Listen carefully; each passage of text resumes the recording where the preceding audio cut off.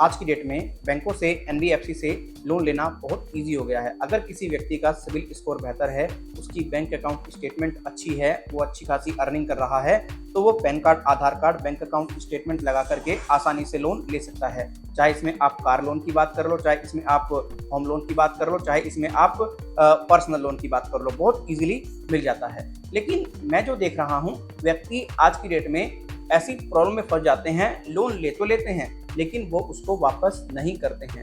क्यों नहीं करते हैं? क्योंकि वो फाइनेंशियल वीक हो चुके हैं। जिस समय पर उन्होंने लोन लिया था, उनका बिजनेस व्यापार ठीक ठाक था, वो इतने सक्षम थे कि वो ईएमआई पे कर सकें। लेकिन अभी ऐसी प्रॉब्लम उनके पास में आई है, वो ईएमआई पे करने में पूरी तरह विफल हो चुके हैं। देखिए, जब भी आप लोन को डिफॉल्ट करते हैं, आपको रिकवरी एजेंट्स के द्वारा कॉल करके बहुत ज़्यादा परेशान किया जाता है, आपको डराया जाता है, आपको धमकाया जाता है, आपको बेइज्जत किया जाता है। जब कॉल से बात नहीं बनती है, फिर रिकवरी एजेंट आपके घर पे आते हैं, आपके आस पड़ोस वालों को बताते हैं, इस व्यक्ति ने लोन लिया है, ये व्यक्ति पे नहीं कर रहा, ऐसा है वैसा है। पूरी तरह से एक व्यक्ति को ये मेंटली डिस्टर्ब करके रख देते हैं। कुछ व्यक्ति ऐसे होते हैं जो थोड़ी मोड़ी परेशानी में हैं और वो अपनी परेशानी को रिजॉल्व कर लेते हैं। जैसे ही वो अपनी परेशानी को रिजॉल्व कर देते हैं, वो इनके हरासमेंट से बचने के लिए अपने यार दोस्त से, परिवार वालों से पैसा लेकर के पे कर देते हैं, पीछा छुड़ा लेते हैं। लेकिन कुछ व्यक्ति ऐसे हैं जो बहुत गहन परेशानी में फंस चुके हैं और उनके पास में रुपया पैसा आने का कोई भी मतलब ऑप्शन नहीं है, तो वो व्यक्ति इनको झेलते रहते हैं। ठीक, अब वो व्यक्ति इतने निडर हो जाते हैं, इतने निडर हो जाते हैं कि वो ना तो किसी नोटिस से डरते, ना ही इनकी किसी गालियों से डरते, ना ही वो इनके किसी जो एक्शन की बात करते हैं उससे डरते, क्योंकि वो पूरे तरीके से इनको समझ जाते हैं। भाई, एक व्यक्ति के आप पीछे पड़े जाओ किसी उसको लेकर के, तो व्यक्ति पूरे तरीके से समझ ही जाएगा, सीधी सी बात है। वो कहाँ तक अपने आप दबाव महसूस करेगा? जो व्यक्ति एकदम हार्ड होता है, अच्छे दिल का होता है, मतलब अच्छे कहने का मतलब ये मेरा ताकतवर दिल का होता है, वो तो झेल ही लेता है। लेकिन जिन व्यक्तियों का थोड़ा हार्ड कमजोर होता है, वो परेशानियों को नहीं समझते, तो वो गलत स्टेप भी उठा लेते हैं। तो ये पूरे तरीके से नहीं करना चाहिए, गलत है। अब देखो, आप लोग एक ऐसी गलती कर देते हो जिस वजह से आप बहुत बड़ी मुसीबत में फंस जाते हो, और अगर आप एक लोन डिफॉल्टर हैं तो आपका बचना उस सिचुएशन से नामुमकिन है। आप ऐसी प्रॉब्लम खड़ी कर देते हैं। देखिए, जब भी आपने किसी बैंक एनबीएफसी से कोई भी लोन लिया है, आप कोशिश करें उसको टाइमली पे करें। लेकिन अगर आप पे नहीं कर पा रहे, तो देखो, आपको एक तो डरना नहीं है, घबराना नहीं है, और कोई एजेंट आपको कॉल कर रहा है तो आपको उसकी कॉल पर ध्यान नहीं देना है। आप कोशिश ये करें, जिस भी बैंक से, जिस भी एनबीएफसी से आपने लोन लिया है, आप उसकी ईमेल आईडी पर अपनी एग्जैक्ट प्रॉब्लम लिखें और उनको बताएं कि मैं इतने दिन में बेहतर कर लूंगा अपने आप को, और मैं पैसा आपका विद इंटरेस्ट पे कर दूंगा। बात खत्म। ये आप करके किसी भी एजेंट की कॉल को आप रिसीव ना ही करेंगे तो कोई दिक्कत नहीं होगी। ठीक, फिर आपको क्या करना है? अगर आपका लोन अकाउंट एनपीए हो चुका है, आपने लोन नहीं चुकाया है 92 डेज से, तो देखो, अगर आपका सिक्योर लोन है तो बिल्कुल भी आपको किसी भी नोटिस को भूल करके भी इग्नोर नहीं करना है। चाहे वो 13(2) का नोटिस हो, 13(4) का नोटिस हो, या फिर कोई डिमांड नोटिस हो, कोई भी आपको इग्नोर नहीं करना है। अगर आपने कोई भी इग्नोर कर दिया नोटिस, तो देखो, आप ऐसी मुसीबत में फंसेंगे, कोई नहीं बचा सकता आपको। लोन डिफॉल्टर्स का उस मुसीबत में अगर आप फंस गए, बचना नामुमकिन है। आप अपनी प्रॉपर्टी से हाथ धो बैठोगे।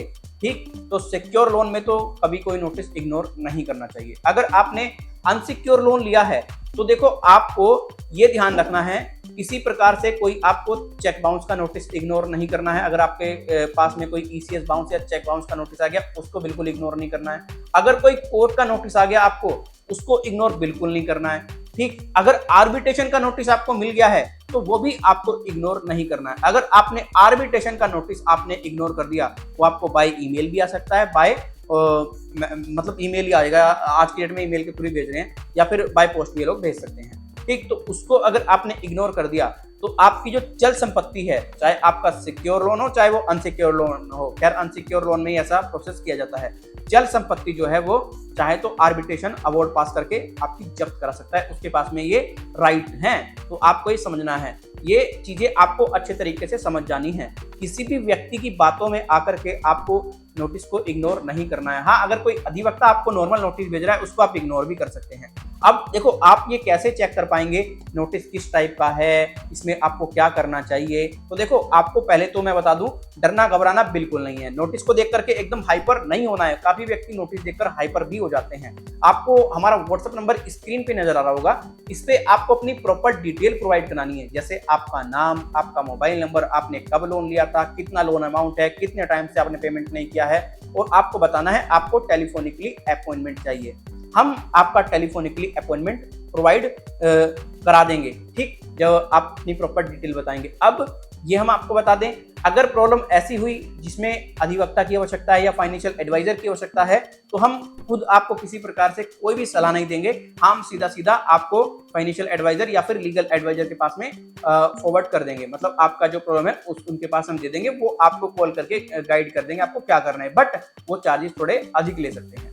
अगर इंफॉर्मेशन ऐसी है जिनकी हमने वीडियो नहीं बनाई है, इंफॉर्मेशन सामान्य है और आप हमसे बात करना चाहते हैं, तो देखो उसके लिए काफी मिनिमम सा चार्ज होगा, वो पे करना पड़ेगा।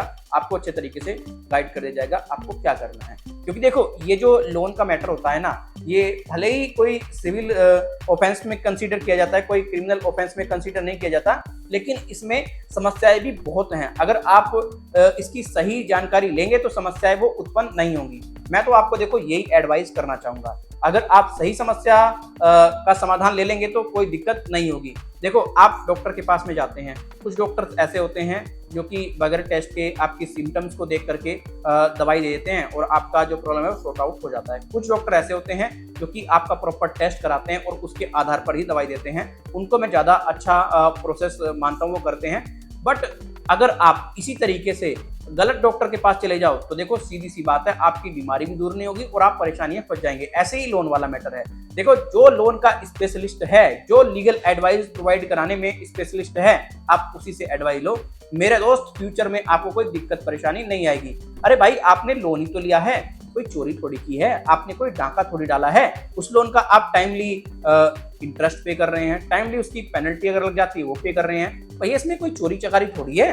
भाई डिफॉल्ट हो गई एक दो EMI, ऐसी कौन सी फांसी आ गई यार। तो डरना घबराना नहीं है आपको। ऐसी कोई समस्या नहीं है जिसका समाधान नहीं है, हर समस्या का समाधान है, बट उसको सही तरीके से ट्रीट किया जाए तभी तो समाधान है। अगर गलत तरीके से ट्रीट कर दिया जाए तो कैसे होगा, पॉसिबल नहीं है। एग्जाम्पल के लिए आपके ऊपर किसी ने चेक बाउंस का केस कर दिया, चेक बाउंस का नोटिस आ गया और मैं उसमें कह दूं कि इस नोटिस से डरने की जरूरत नहीं है, कुछ नहीं होने वाला, और आपको पुलिस उठा के ले जाएगी जब आप ध्यान नहीं देंगे नोटिस पर। तो ये चीज आपको समझनी है ना।